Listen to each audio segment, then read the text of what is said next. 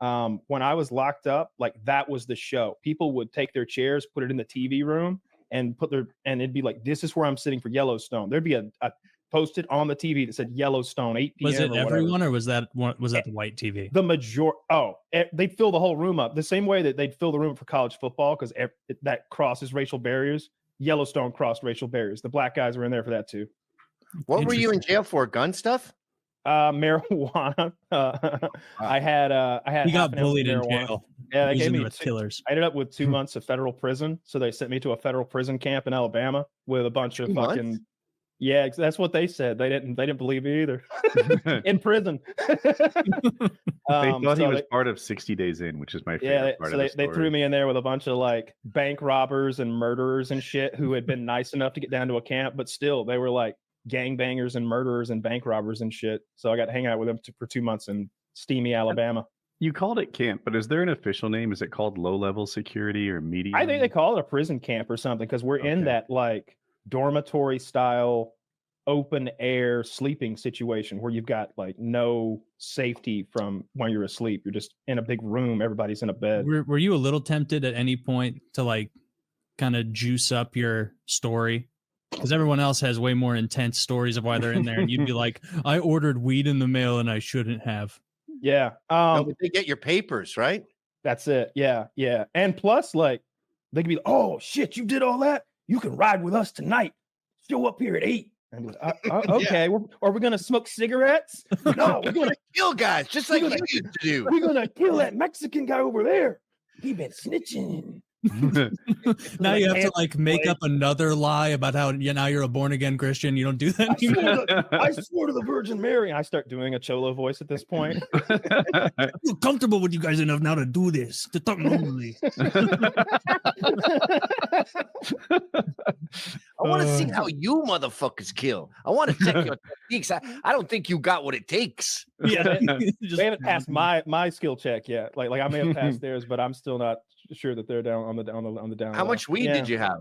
Half an ounce. Or half an ounce. Half an ounce. I got that on me, and I don't even smoke weed. Yeah.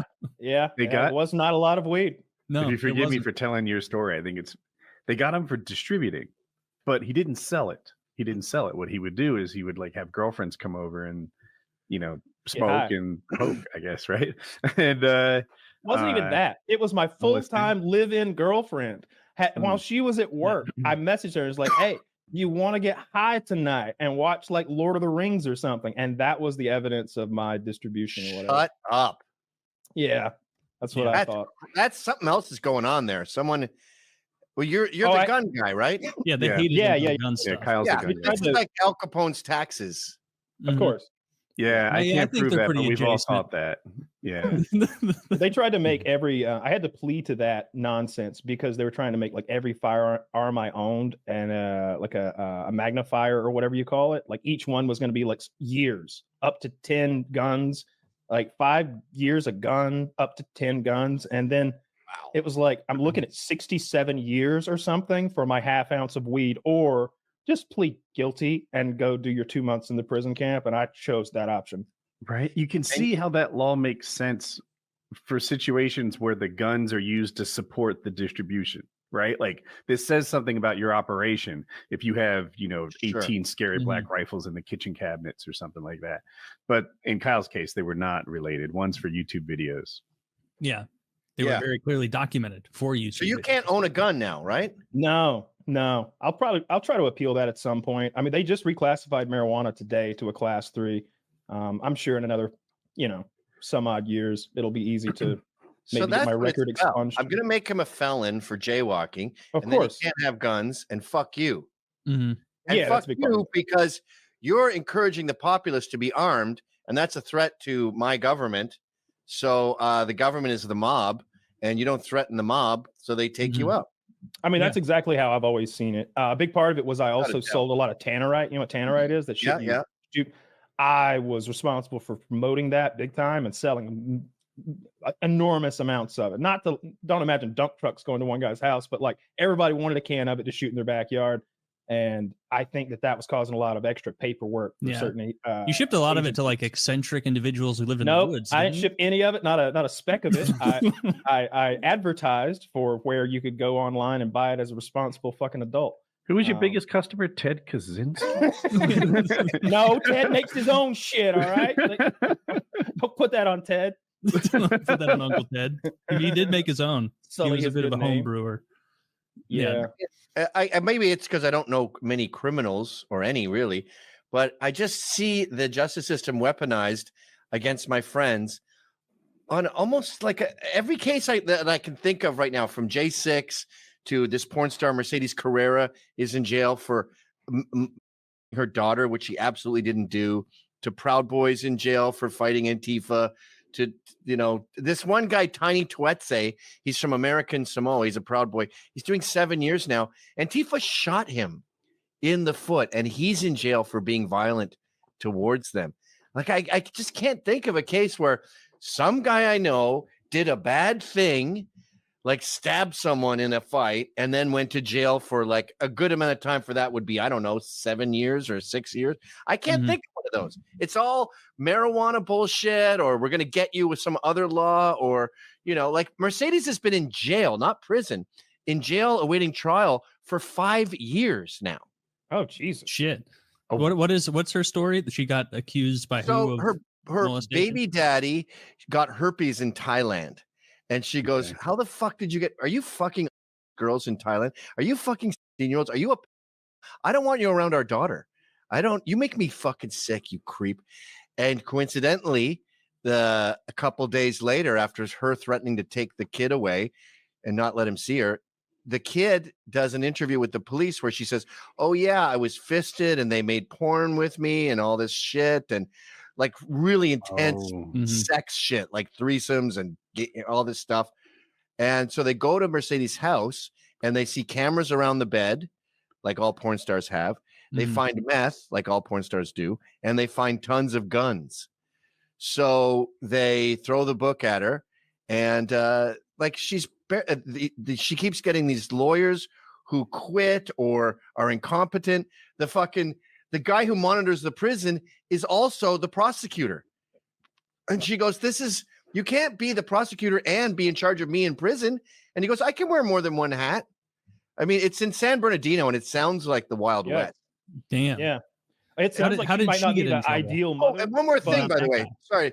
They got all her computers and her phone and her hard drives, 100% of everything that day, no time to erase. And they didn't find not a semblance of anything, or no pictures of the girl, nothing at all. So it's just that one statement she made that happened a few days after. How did the dude she was with not get in trouble for that, or did he as well? He's in jail too. Damien. That's what wild. The fuck? Yeah, I'm sure you know a ton of people from the J6 stuff. Like I did hear stories of like they just got kept in jail for years without a trial. Yeah. And then they get these sentences of 22 years, 30 years. And then you hear the lefties going, that's white privilege. And you're like, what? And they go, well, the max was 40 years and they only got 33. And you're like, for meandering? For trespassing? You want them to get 40 years? Like most murderers are out in 15. Most pedophiles are out in 5. They went, some guys broke some windows. That's bad. Don't break windows, kids. And what did the rest of them do? They posed for selfies. It's fucking crazy. And the craziest part about J6 is hearing lefties talk about it like it's the apocalypse. It's worse than 9/11. They didn't get enough time. Even Antifa is mad about it. Really? Taylor and I talk about this a lot, how just prior to January 6th, or at least the year prior, like half of the cities in the Midwest got burned down by Antifa riots and I don't know, black riots. Every dollar store and fucking McDonald's in Missouri got burned the fuck down. And we watched it like it was a Wild West movie. Every Dude, you night. just couldn't go to St. Louis for months. They would take over the block go the other and way the cops today? would stand by. Governor Abbott pardoned that guy. That's I don't good. know. The didn't see January that? 6th guy? No, it wasn't January 6th here. So his name is Daniel Perry. And Oh, yeah. what he did is he texted to his friend that he was going to kill a Black Lives Matter protester. And then he drove into a Black Lives Matter protest, and the article made it sound like he hit someone, but I'm not sure that part's true, so don't hold me to it. Anyway, when he gets there, one of the protesters, this is Texas, he's wearing I think it's an AR-15, but scary black rifle, and he approaches the car. Now, you're allowed to open carry in this place, and he makes the hand signal to roll down the window, and Perry shoots him and kills him through the window. And today he got pardoned, so he's not going to do time. Or I'm sure he did time while he waited. Yeah, that guy was in a truck, right? And I can look and see if it tells me in this. Yeah, I remember this story. You know who started that whole thing? Was if it's the thing I'm talking about, this hideous black gimp with no arms or legs. How do you even start something if you're that sounds like his fiance. His fiance was a quadruple amputee that he took care of. Imagine your son brings home a quadruple amputee. He's like, Dad, I'm bringing home my girlfriend, and you might be surprised. And you see that she's back, and you're like, oh, come on. And then, she looks like an 8-ball, son. Get her the fuck out of here. What do you like? Bring her in a backpack? Like, no, I don't think she was there for the event. I don't know how. Why do you think? She was goading him.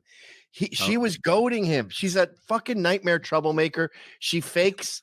Like, I saw this video of her slithering out of her chair because that's all they can do. Is she faking a quadruple amputee? Yeah, notoriously. Yeah, it's her fault. She's evil. Yeah, throw her in prison. Really, you could just kind of lay her in the park somewhere. She's not going anywhere, right? Here, let me read this. That's what she should do. Prosecutors said Perry, who was stationed at Fort Hood, initiated the counter when he ran a red light and drove his vehicle into a crowd gathered at a protest. I don't think that means he hit anyone. He just drove into the crowd. Foster was openly carrying an assault rifle. Foster's the guy that got shot, legal in Texas, and approached Perry's car and motioned for him to lower the window, at which point Perry fatally shot him with a handgun. So but the video's out there. He's not waltzing up and saying, "Excuse me, would you mind?" He's screaming and yelling and freaking out, and he had been goaded on by this armless, legless Bob. That's what we call her. She really not have arms and legs, or we just having a laugh at a fat lady? Yeah, okay. I'm good with either one. No. She testified. I'm scanning the article, but I guess she testified how much harder her life has been now that her caretaker's been murdered. There's no way her life could be any harder. Well, she lost her fiance. Before, dude. Take it easy on the virtue signaling, dude. Just having a black girlfriend gets you all the woke points you need. You don't have to go for one with no arms or legs. Oh, yeah, I'm sorry. I didn't understand what you were getting at first. Oh, well, is that her? Arms, just no hands. Okay, well, we can't see what the leg situation is. I think elbows, like down to the elbows, they're gone. That's awful. Was this an accident, or was she born like this? I'm so much more interested in her day-to-day life than she was swimming in the ocean, Taylor, and a shark got her. You think a shark got her? Yeah, she was swimming. Yeah, right. Fibbing. Yeah, she was bobbing about. That's his name. Maybe not.